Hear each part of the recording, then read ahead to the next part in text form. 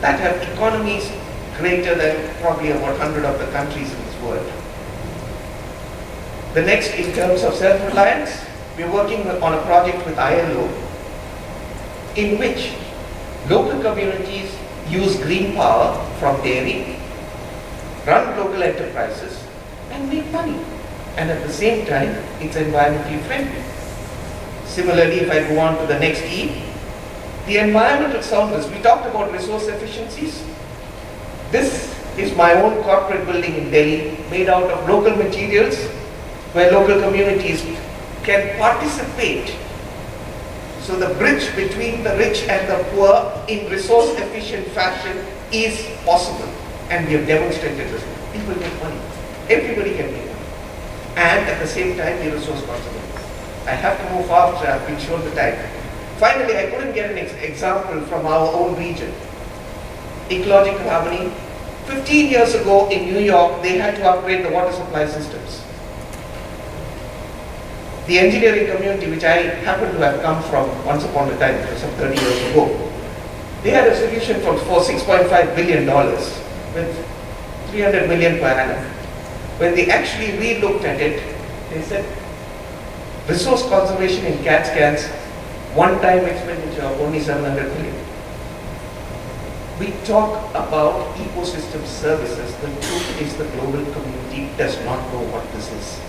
And we need to allow nature to work for us and respect it. My final one.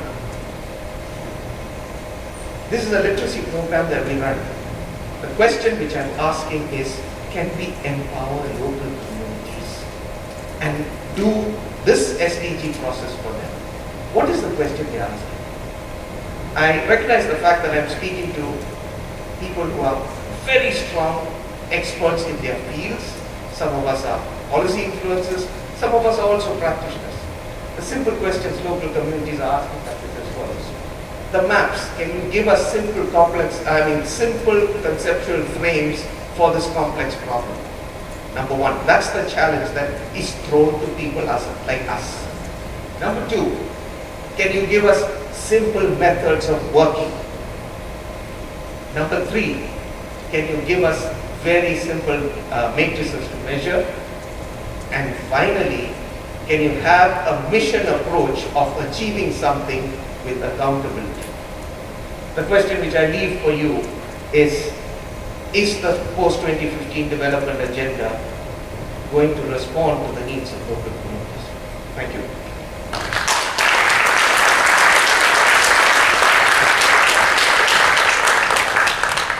George, thank you very much. Thank you for your passionate presentation. Next we have the last speaker, Mark Elder. He's the Director of the Governance and Capacity Building Group at IGES. He has also led many research projects on environment governance, on SDGs, on biofuels, economic integration and environment, and transboundary air pollution. He has been with IGES since 2006. Thank you very much, Surendra.